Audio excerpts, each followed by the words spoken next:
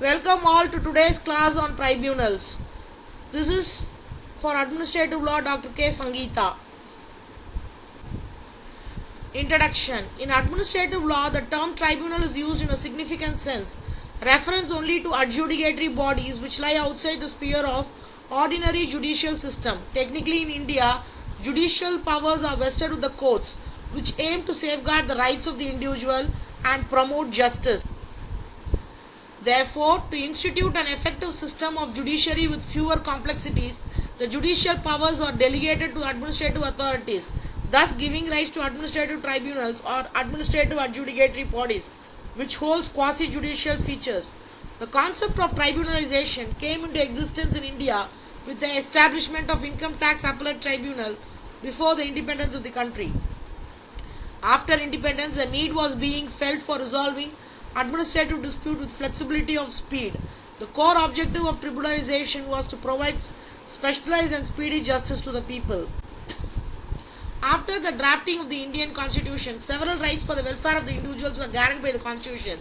People have the right to speedy trial of a specialized quality which cannot be delivered by the prevailing justice system due to overburden of cases, appeals, technicalities and procedures, etc. The need for inception of an administrative tribunal could not be ignored then. Next is the growth of administrative tribunal. The 42nd Amendment of the Indian Constitution introduced Part 14A, which included Article 323A and 323B, where 323A is establishment of administrative tribunals and 323B establishment of other tribunals for other matters, providing for constitution of tribunal dealing with administrative matters and other issues. According to these provisions of the Constitution, tribunals are to be organized and established in such a manner that they do not violate the integrity of judicial system given in the Constitution, which forms the basic structure of the Indian Constitution. The introduction of Article 323A and 323B was done with the primary objective of excluding the jurisdiction of the High Courts under Article 226 and 227, except the jurisdiction of the Supreme Court under Article 136 for special leave petition or originating an efficacious alternative institution mechanism or authority for specific judicial cases. The purpose of establishing a tribunal to the exclusion of jurisdiction of the High Court was done to reduce the pendency of the lower burden of the cases. Therefore, tribunals are organized as a part of civil and criminal court system under the supremacy of the Supreme Court of India.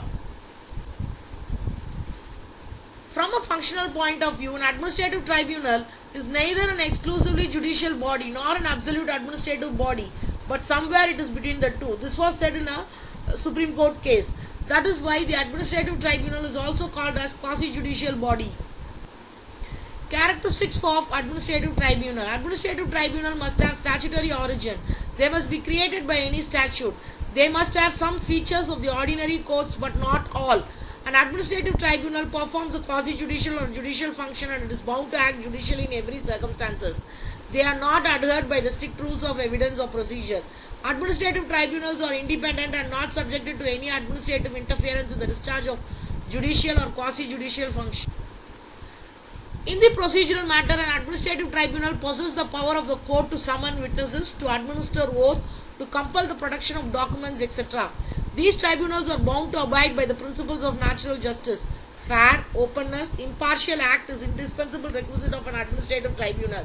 A prerogative writ of certiorari and prohibition are available against the decision of the administrative tribunal. When you see the categories of administrative tribunal, there are only two categories according to the Indian Constitution. It is Article 323 capital A and Article 323 capital B. It is administrative tribunal for service matters and tribunal for other matters.